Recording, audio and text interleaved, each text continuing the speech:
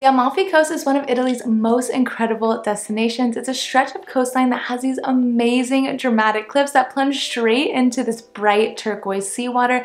I would guess when you think of the Amalfi Coast, you think of the iconic image of the colorful houses on the cliff with the water down below it. It's actually a way bigger area than just that one spot that you're thinking of. So let's dive more into this Amalfi Coast travel guide of everything you need to know before you visit. First, let's start with planning your trip. When should you go based on the weather? As you can see on the screen here are the averages per month and the average highs versus low per month. We went in mid-August and it was 90 degrees every day, so I've been saying in both my Rome and my Naples guide video that I would not recommend going during this time because it was just too hot. It was miserable. But for Amalfi Coast, it's a little bit different. If the main point of your trip is just to plop down on the beach, relax in the water, July or August is great because it's the hottest time of the year, so it really will feel super relaxing and refreshing, although it does bring higher prices and more crowds. If you're also interested in exploring towns or walking around, I'd stick with my original statement of saying it's just too hot for that. I'd recommend end of May or early June, or even end of September, early October. This will allow you to have reasonable weather so you can still explore and walk around without dying of heat exhaustion, but still warm enough that you can plop down on the beach, enjoy the water and some sunshine for a little bit. Now let's talk about planning your arrival and how to get from the airport to the city center. There is no Amalfi specific airports, but there are two that are nearby. I'd say the main one that most people use is the Naples airport code NAP, because it's a bigger airport with more routes. This airport is fairly close to the city center of Naples, only about 4 miles away. So you can hop on the alley bus, tap your card when you get on, and be in the city center in less than 30-ish minutes. This alley bus is great because it only has 3 stops, 2 in the downtown, and then the third one is all the way down at the Naples port. So it's almost like having a shuttle without paying the expensive shuttle price. So if you're not spending any time in Naples, you're just landing at the airport and heading straight to the Amalfi Coast, I would take this bus all the way from the airport to the ferry terminal and hop on your ferry directly from here. The ferries are relatively cheap, about 20 euros-ish one way, and there are a ton of direct destinations within the Amalfi Coast you can visit from here, like Capri, Sorrento, Amalfi, Ischia, Positano, and more, which I'll go into in the next section. The second airport option is Salerno Costa de Amalfi airport code QSR, but it's a lot more inconvenient to get to popular places in the Amalfi Coast. So from the airport, you'd need to get to the Salerno ferry terminal, and then you can hop on a ferry similar to Naples. But for example, a ferry from Naples to Sorrento is only 30 minutes, whereas Salerno to Sorrento ferry is about 3 hours. So personally, I'd recommend flying into Naples to make your way to the Amalfi Coast. It's just a lot easier and more convenient. So now let's talk about where to stay, which in my opinion is one of the most important things for any trip.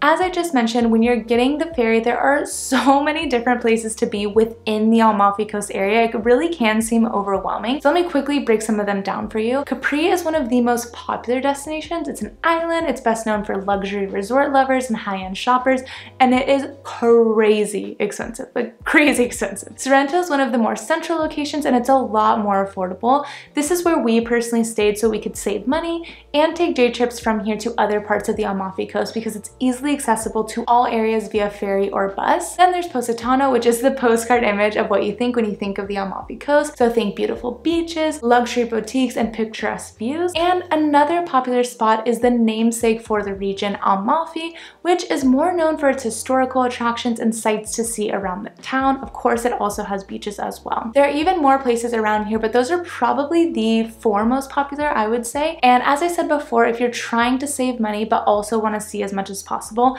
I'd highly recommend staying in Sorrento. The accommodations and food were very affordable, and the ferries were super quick to other parts of the Amalfi Coast, and it was very well connected. Now let's talk about getting around the area using public transportation. As I mentioned in the last section, ferries will be your best friend during this trip if you want to explore all the different areas within the Amalfi Coast. Within each little beach town itself, they are all so small, it's very easy to walk around. So it's mostly just getting from one place to the other that you're gonna need the transportation. There are buses, but they take a long time because they are windy coastal roads and they are not for the faint of heart or the motion sick prone people, aka me. I read such horror stories about them, and I really don't think there's a point in taking them other than saving money, as they are only about 5 to 10 euros each way rather than the ferry, which is about 20 to 30 euros each way. But the ferries are quick, direct, and comfortable. From Sorrento to Capri, the ferry is 30 minutes. To Positano, it's 50 minutes, and to Amalfi, it's 1.5 hours. You can buy ferry tickets online directly from the ferry company websites or directferries.com, where you can compare all the ferry timetables and prices, which is what we did, or you can also buy them in person down at the ferry terminal when you want to go on the day. Now let's dive into currency and cost of things. They use the euro here as they do in most countries within the European Union, and as of August 2024, the exchange rate to USD is almost pretty much even, which is so refreshing coming from the UK where the pound is absolutely not, especially recently. I will say that Amalfi Coast was the end of our trip, so I was trying to mentally prepare myself the whole time for the drastic change of how expensive things would be compared to Rome and Naples. Like, I was picturing just crazy prices, and honestly, staying in Sorrento, I'd say it was pretty even with Rome prices. I was shocked at how affordable everything was. I'd say on average, any spritz type drink like an Aperol spritz or limoncello spritz was around 8 euros, a beer was around 6 euros, a pizza ranged from about 10 to 13 euros depending on the toppings, and a pasta dish was probably 11 to 16 euros. So I'd consider it a decently cheap city within Western Europe.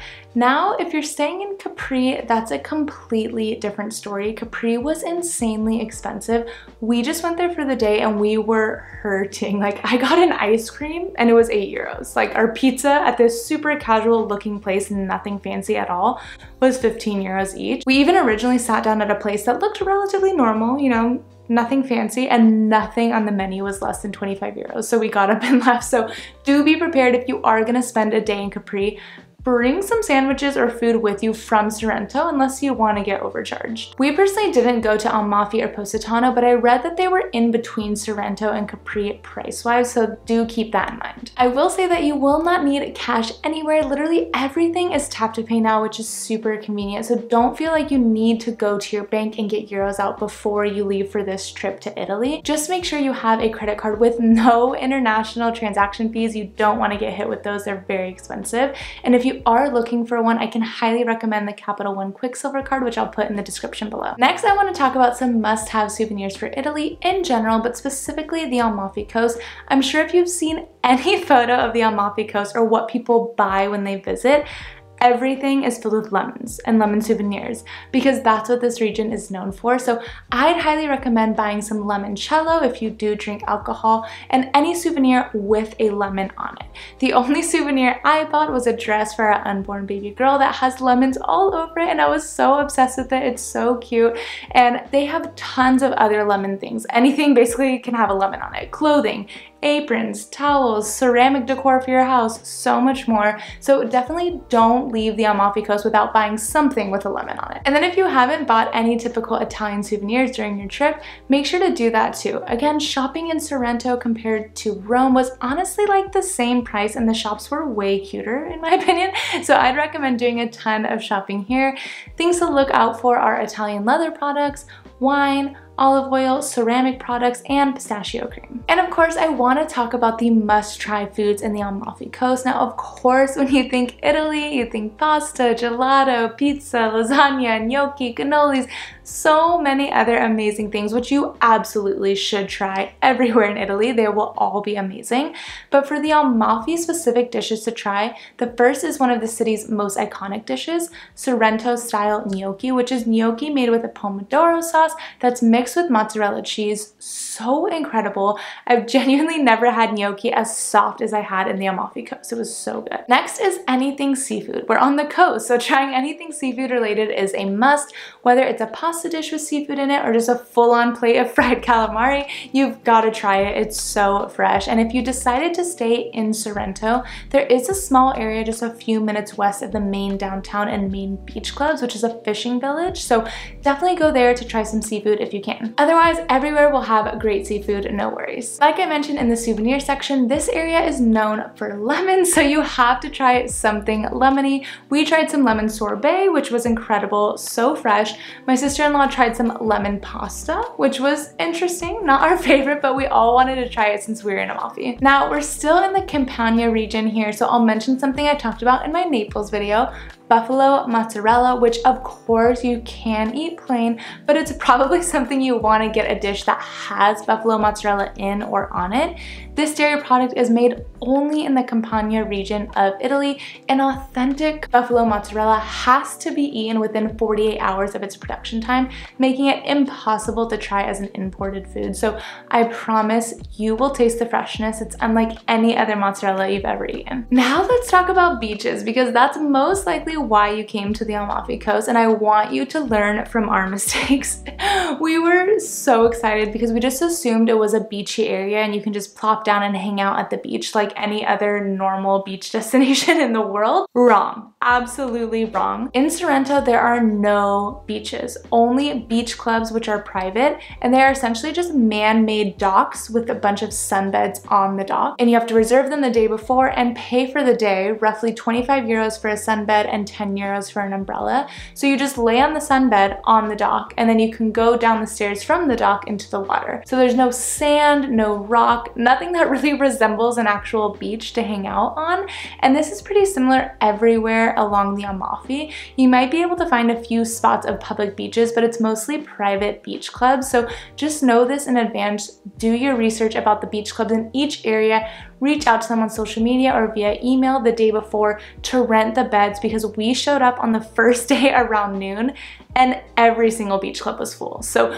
we made reservations that day for the next day. We got there at 10 a.m. and they were already turning away people because they said they were full. So it really is impossible to have a relaxing beach day without spending money and without having a reservation, which is something I wish I knew before we went there. Also at the beach clubs, it did say no outside food or drink, so we didn't bring anything because we didn't want them to make us throw it out, but we saw tons of people bring in their own food and drink, so I would recommend trying to do that because the restaurants at the beach clubs are very pricey. I'm not going to dive into the top things to do in Amalfi Coast in this video because I'm going to have an entire video dedicated to a detailed 3-day Amalfi Coast itinerary next week, so make sure to subscribe so you don't miss out on that.